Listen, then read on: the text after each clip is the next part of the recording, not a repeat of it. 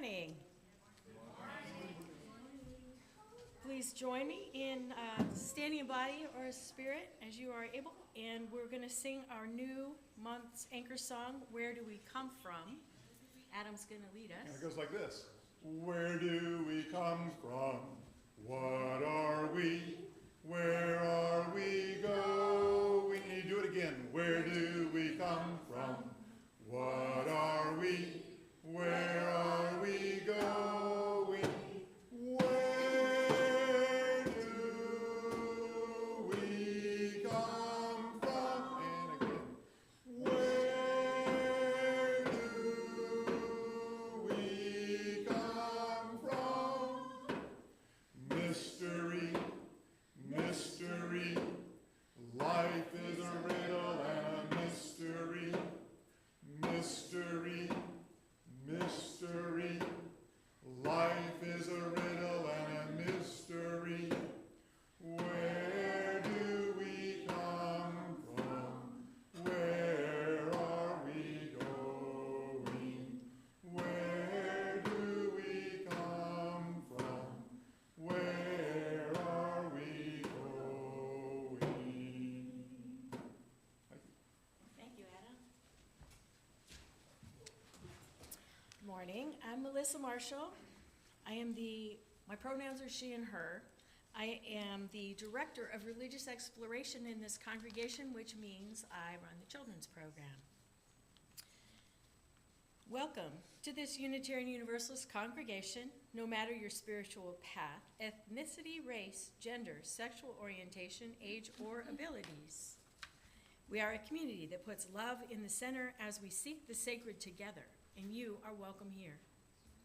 When we come together, we bring our longing to create something larger than ourselves that connects us and makes meaning for our lives together. Our faith supports this by providing sources of inspiration and wisdom. Today's service was inspired by the book of multi-generational worship called Sparks of Wonder by the Reverends Erica Hewitt and Becky Brooke. Normally, after the beginning part of this service, I take the children to the other building, but they'll be active in today's service and staying for the entire time. So they're going to be active in doing things. There may be littler ones in the back corner. If anyone finds that difficult, you can feel free to move forward at any time.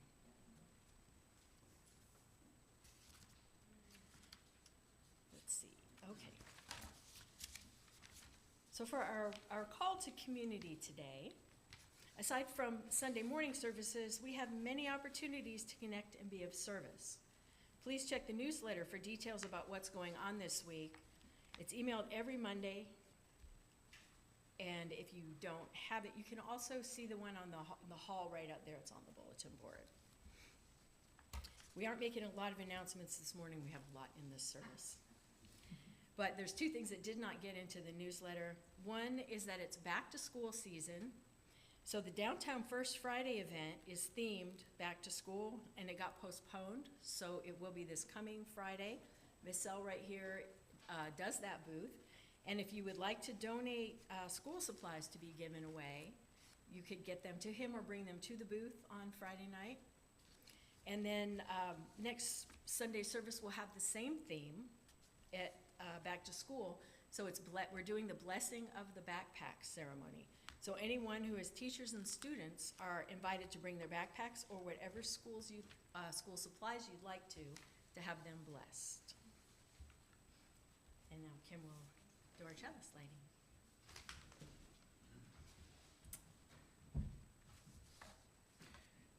Unitarian Universalism is here because in the 1960s, two religious traditions merged to become one faith. Unitarianism plus Universalism created Unitarian Universalism. Just like a blended family has to learn how to be a new family together, it took a while to figure out who we were as this new faith. For 20 years, there was ongoing conversation about how to name what UUs were all about.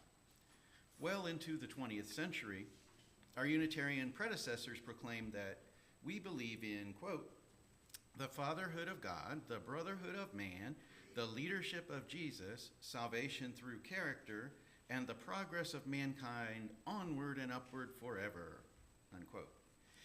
By the 1960s, understandably, many women did not appreciate that language. Other people didn't want our new UU identity to center around the Word of God, while yet other people who were Christian were scared that they'd be left out of Unitarian Universalism. So in the early 1980s, a small group was asked to create a statement of our UU identity, which means they were given the task of trying to make everyone happy. Fortunately, they pretty much did. After a lot of work and listening to many voices, they proposed a statement of UU identity in 2 parts, a list of 7 principles and a second list of 5 sources. And then a 6th source was added in 1995. These guided our UU faith until the adoption of new wording just this past June. We now have 6 values centered in love and different wording for our sources of inspiration. But today our focus is on our 6 sources of wisdom and inspiration. Let us create this sacred space and light our chalice with the words of the late UU minister Jack Mendelson. And this is a responsive reading. We have inherited quite a religion. It is lived. It is emotional, heart-swelling. It is even naive. In spite of uncertainty, it does not rule out leaps of faith. It is free, not bound by tradition, inheritance, geography, nor the passing parade. It is firsthand, a personal experience. It is responsible. It does not try to escape the consequences of decision. It is growing. It never thinks of itself as perfected and final. It is radiant, blessing us with courage, serenity, and zest. This is our history and also our hope. Dakota, would you please do the honor of lighting our chalice as we sing hymn number 362, Rise Up, O Flame.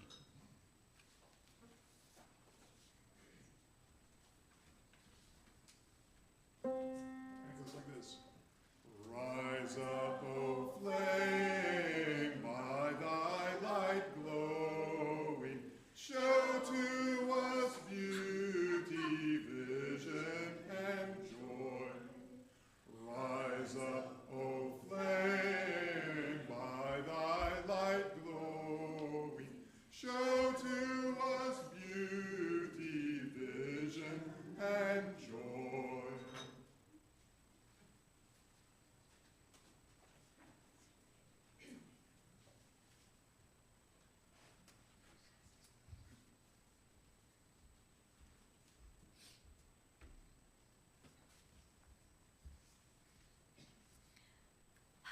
Good morning. Good morning. Our ritual of joys and sorrows is a moment in which we can quietly contemplate all that has been happening in our lives and the complexity of emotions these experiences bring. It's a time to return to our inner selves. Ask ourselves what we need most in this moment and to renew our souls with the promise of love and support from one another. The Joys and Sorrows book sits on the table at the entrance of the sanctuary before the service, and anyone who wishes is invited to write any significant joy or sorrow before the service. If it's any joy or sorrow occurring in your life and you would like for the congregation to know about it, we share those just before our weekly ritual of placing pebbles in the bowl. And here on August 4th, we have from Jen. Last week, I got a letter in the mail saying that all of my student loans have been discharged.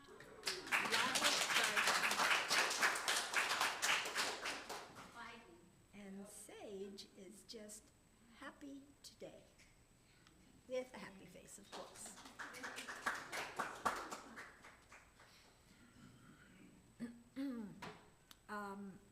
So you are now invited to come forward and place a rock of the stone of your choosing, representing your joy, your sorrow, your concerns into the water. Let the many colors of our joys and sorrows mingle together, symbolizing the great adventure of our lives together.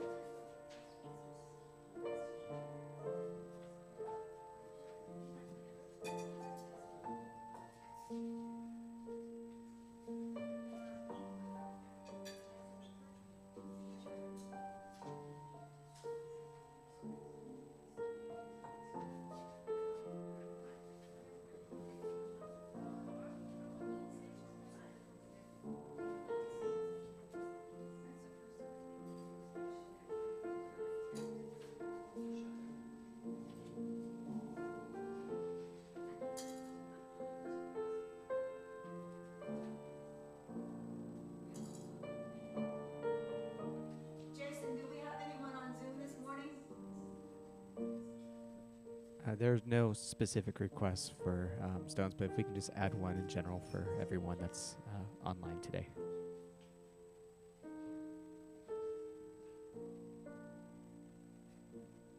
No is a complete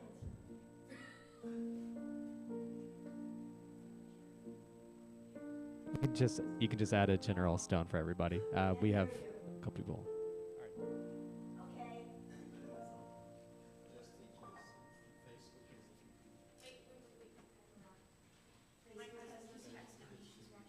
the stream. All right. My cousin is watching the stream and she asked me to pull my phone. Perfect. But it's sunshine for you. Sorry about that. There's no one in specific request. Okay.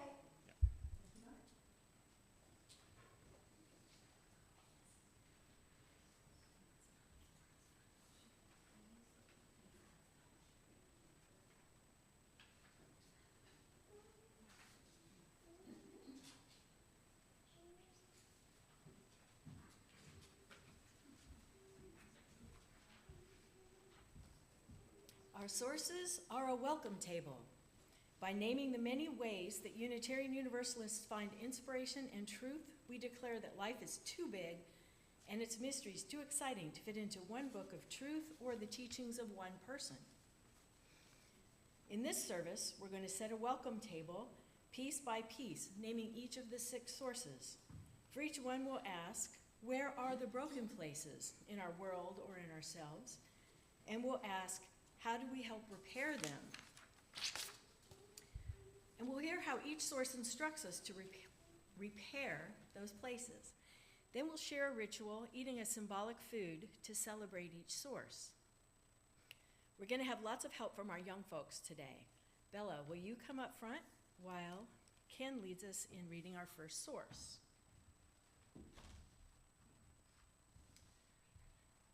Today we're presenting the sources in a different order than they are in the hymnal, so please read with me from the screen.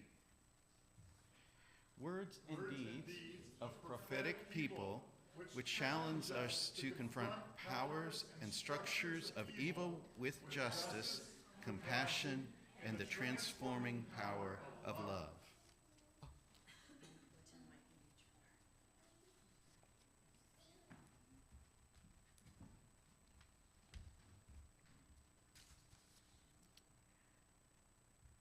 When we sit down to a meal together, the tablecloth connects us. Just ask anyone who's ever pulled on it and upset the entire table. We place a tablecloth on our welcome table as a symbol of human connection. This fabric reminds us of those people throughout history who have held the love, spoken the truth, and shown us what courage looks like.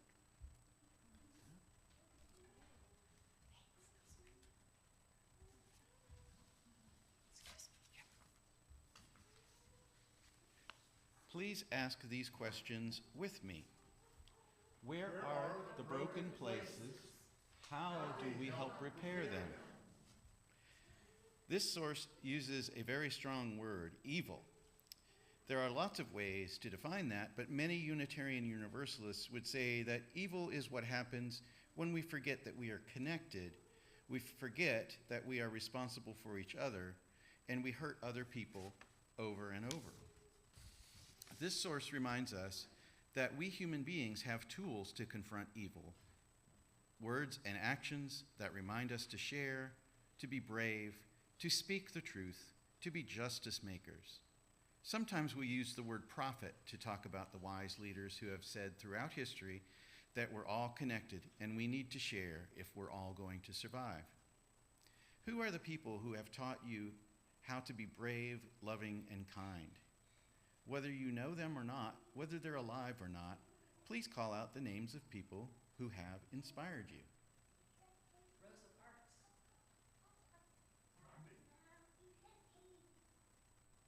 Billy Nelson.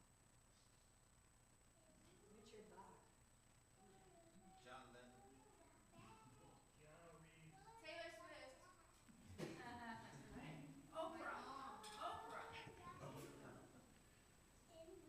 Those are all good ones. It's important to remember that prophets don't work alone. A single voice doesn't change the world by itself. The reason we remember and honor Martin Luther King Jr., for example, isn't just because he used his voice. It's because he stirred so many people into action with him. He gave them courage, and together that movement created change. To honor the people whose words and deeds have inspired us, our helpers are passing around bits of coconut. I bet you're wondering why we are tasting coconut as a symbol of prophetic words and deeds. Hold up the coconut.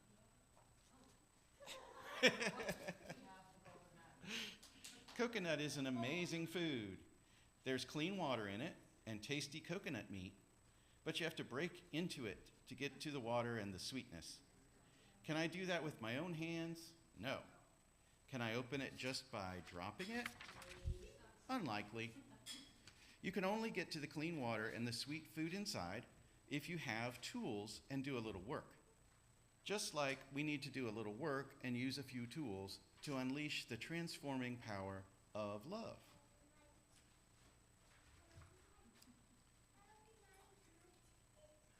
As you receive and start nibbling on your coconut, I'd ask Sage to come up to set the welcome table.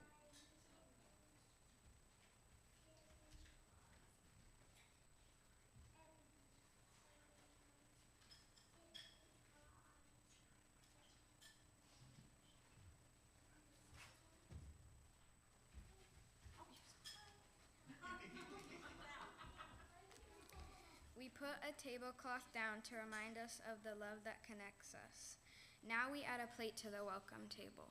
Loving our neighbors and being vessels of God's love in the real world means caring for people in real ways, including feeding the hungry.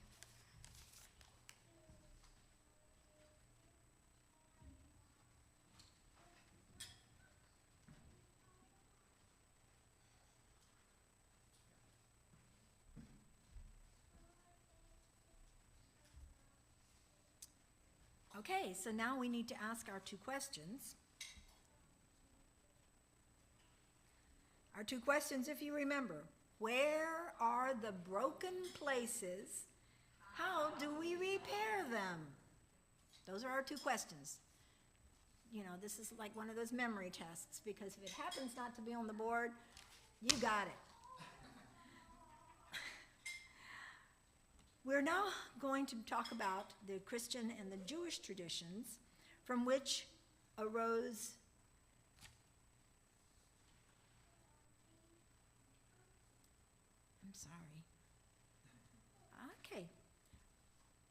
The Christian and the Jewish tradition from which it arose both say we're connected.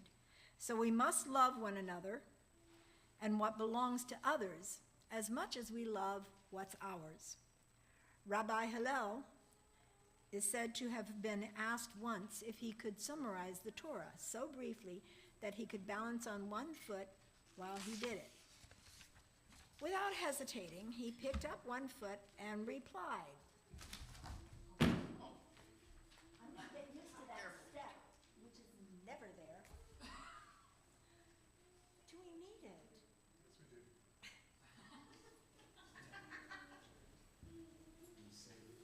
What is hateful to you, do not do to your neighbor. This is the whole Torah. All the rest is commentary. Okay, I did it. In the Gospels of the New or Greek Testament, Jesus is portrayed as a teacher of love, a prophet of radical inclusivity. Both the Torah and Jesus mention two great commandments: love God and love of neighbor.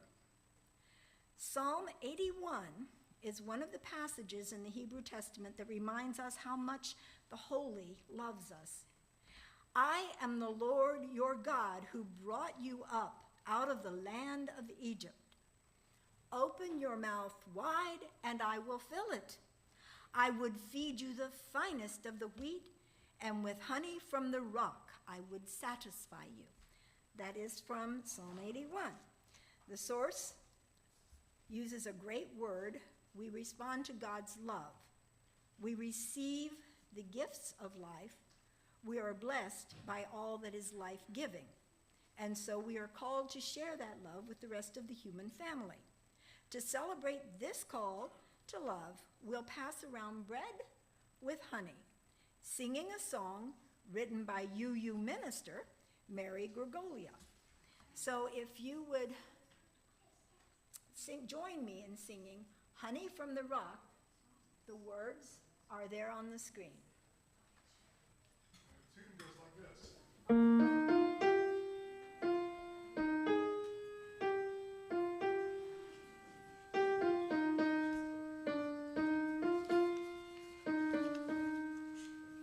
All right, here we go.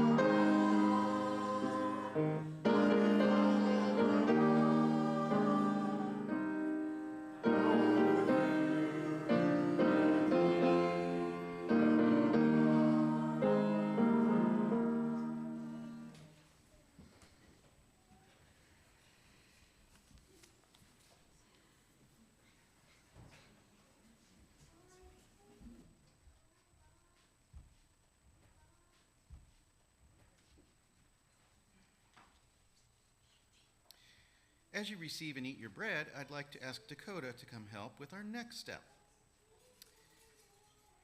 And congregation, please read our next source with me. Wisdom From the world's religions, which inspires us in our ethical and spiritual life.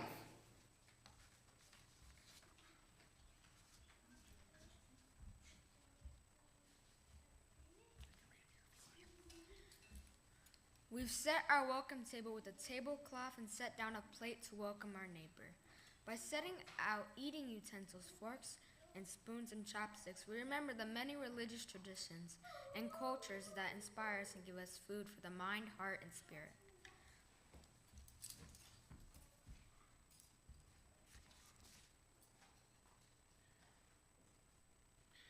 Just so we know what we're celebrating, please help me name at least 5 religions beyond the Christian and Jewish traditions. Taoism, Islam. Thank you. Shintoism, Some of those are duplicates, but yes. Thank you. It might be interesting to borrow another religion's prayer or practice, but it's not always respectful to do so. In the words of Forrest Church, the danger of seeking new guidance from ancient sources for the shaping of our ethical and spiritual lives is that we may trivialize the faith of another by trying to appropriate its essence. This source is about curiosity and respect for our neighbors. As Unitarian Universalists, we believe in making room to understand all of these perspectives and to practice being curious even if we feel uncomfortable. Do you remember our 2 questions? Where are the broken pieces? How do we help repair them? Okay, we are getting ready to pass out some almonds. Every religion has teachings about hospitality, about welcoming the stranger and making them feel valued. In a world whose brokenness is revealed in disconnection and sometimes intolerance between people who are different from us, we repair those broken places by offering our own words of inclusion and support. To celebrate the ways that world religions help us lead lives of greater integrity, our helpers are passing around almonds. Almonds are very nutritious, and they can provide a lot of sustenance. They're also versatile. Almonds can take many different forms: almond milk, almond meal, almond butter, desserts, even almond cheese. As you receive your taste, we remember all of the many ways that truth and meaning can arise.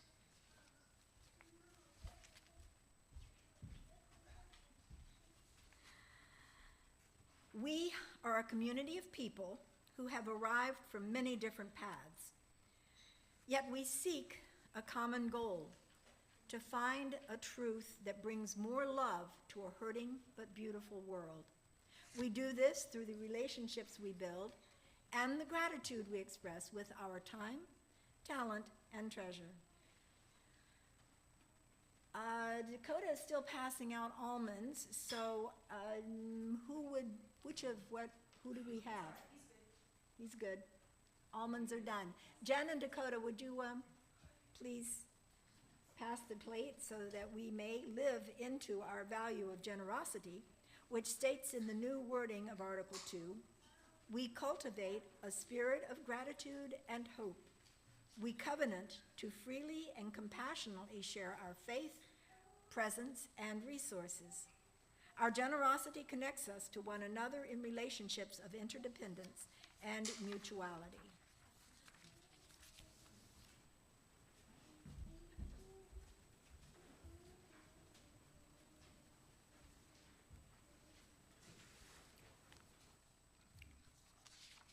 We visited half our sources. Would you read the next one with me? Humanist teachings, which counsel us to heed the guidance of reason and the results of science, and warn us against idolatries of the mind and spirit.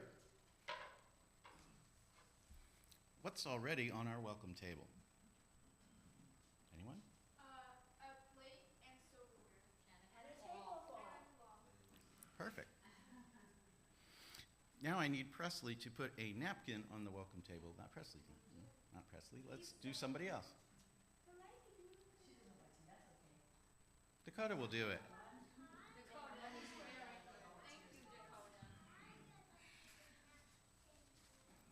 What do napkins do? Soak up water. Clean our mouths. Wipe your face. Wipe my fingers of honey.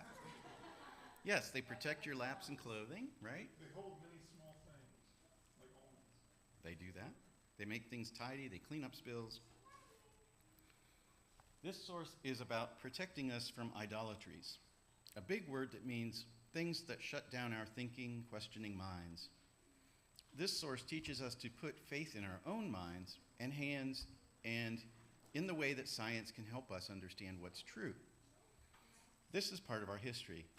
Unitarianism helped religious humanism arise in the 1920s and 30s. It was, as William Schultz says, a shift of religious faith from divinity to humanity.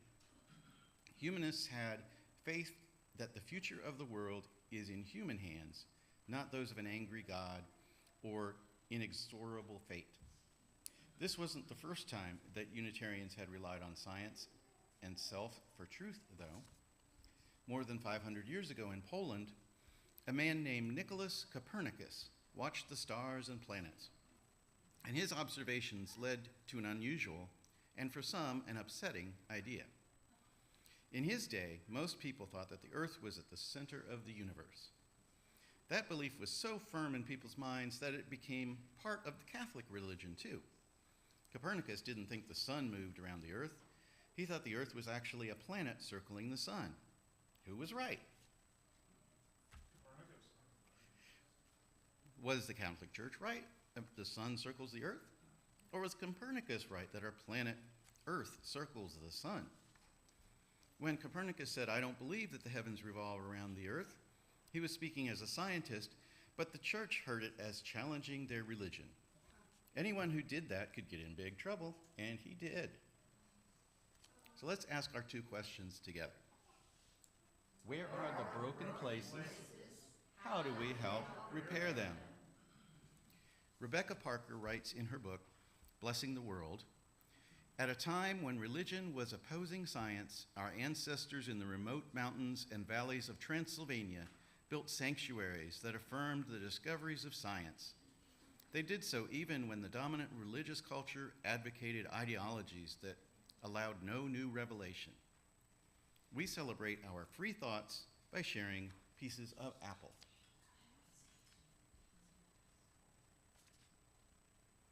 Why do you think we're using apples to symbolize this source?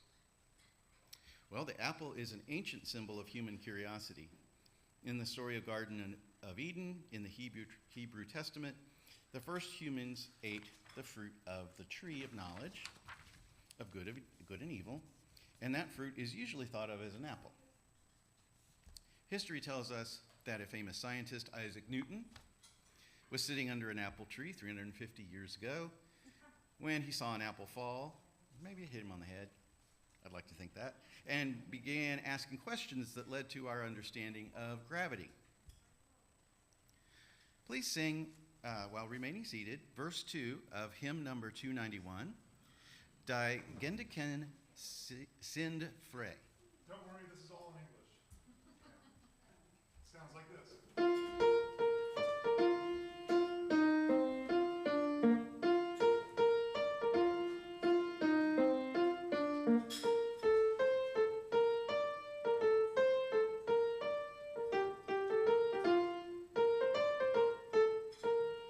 Here we go.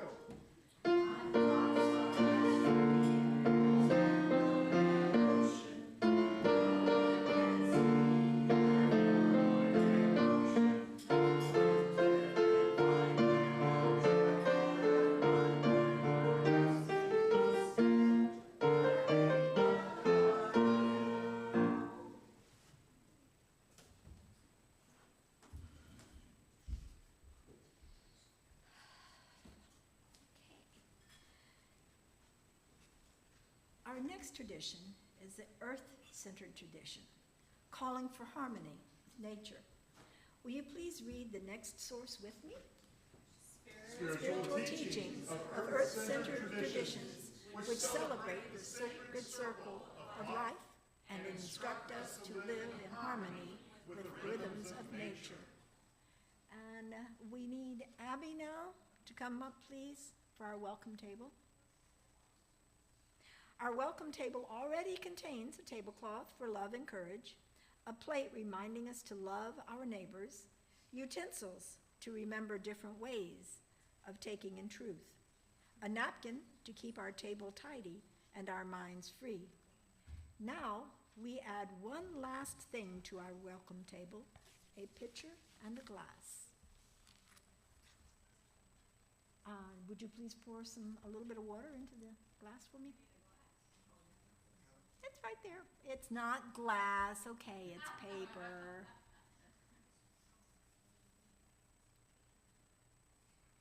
Good. And now, let's ask our questions. What are they? Where are the broken places? How do we help repair them? Sometimes we don't notice that patterns repeat and circle back to us. We might. Abby, come on up and read. Abby, read. Okay.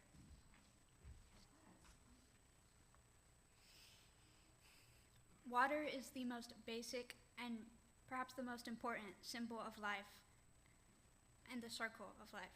The Earth, which moves in an orbit around the sun, is a circle like the sun itself and the full moon. The day is formed by Earth rotating on its axis. The seasons are a circle of time from winter to spring and summer to fall. Water travels in a circle too. When snow or rain falls to Earth, it is absorbed and used, but it will also evaporate into our skies and fall again as rain in another corner of the planet.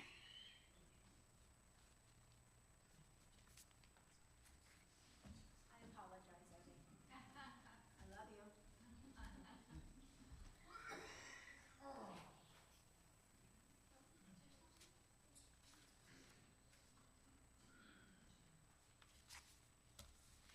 Now, we do our two questions. Where are the broken places? How do we repair them? Sometimes we don't notice the patterns that repeat themselves and circle back to us. We might not notice that violence or carelessness or at one point in the circle has an effect at a different point in it. Circles can be so big that the consequences we trigger might not affect us personally. This source reminds us that everything we do comes back to us, We have second chances. Harmony means anticipating the way connections will appear again. Abby.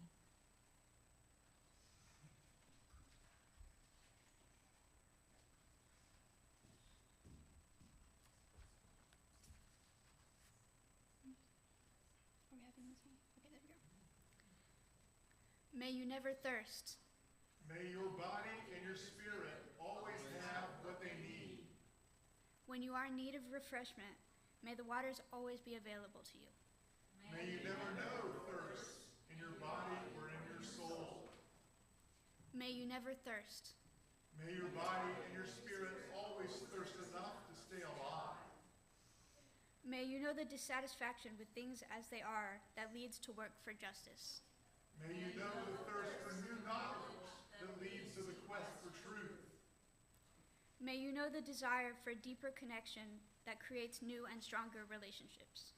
May you know the spiritual thirst that keeps the soul searching and gives the sweetness of new discovery to faithful followers of spiritual paths of all kinds. May you never thirst too deeply, but may your thirst never be entirely quenched. There's one line that I'm supposed to say, but I mean, you could say it. I'll say it. Okay. I really don't understand. Gotta find where we are in the script. Oh, this is a fun thing. So now please turn to the person next to you and offer the blessing, may you never thirst. May you never thirst. May you never thirst. May you never thirst.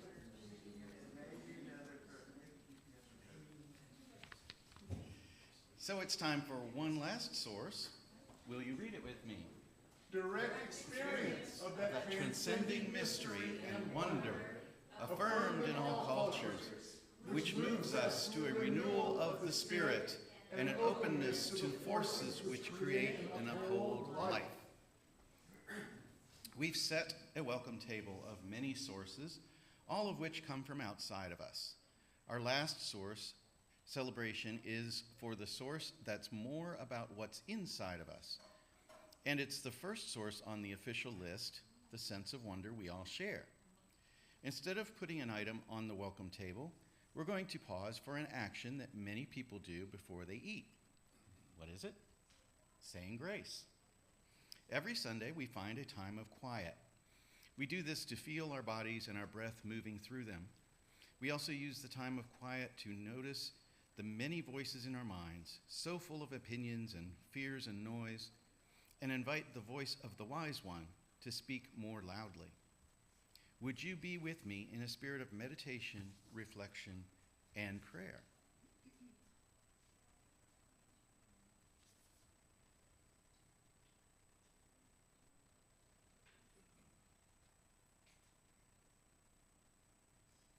Let us give thanks for our togetherness and food, and help us to repair the broken places in our hearts and minds.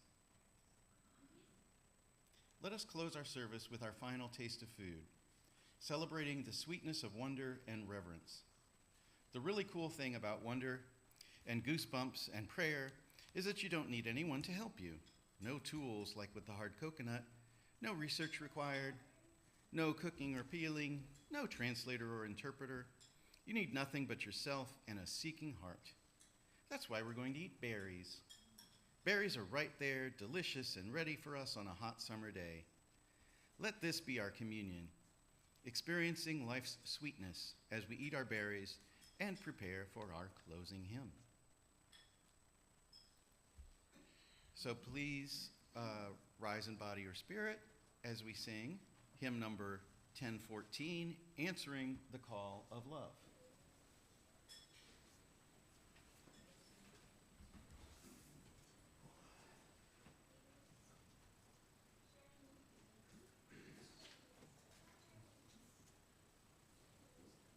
If you're looking at your hymnal, you'll notice that it's answering the call of love instead of standing on the side of love.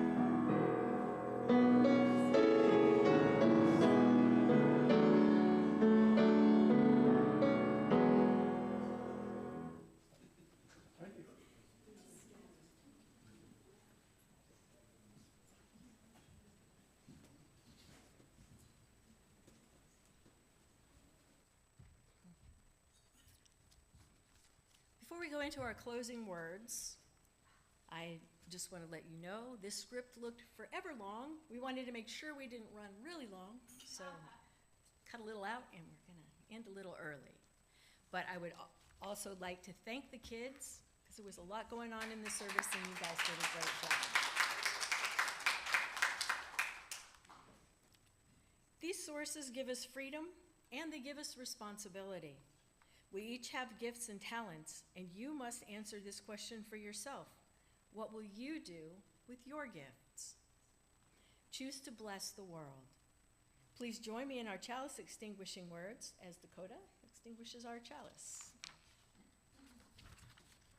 We Extinguish this chalice, but not the light of truth, the warmth of love, or the fire of commitment. These we carry in our hearts and out into the world. Go out into the world and remember, you are worthy, you are loved, and you are a blessing. Thank you, everybody.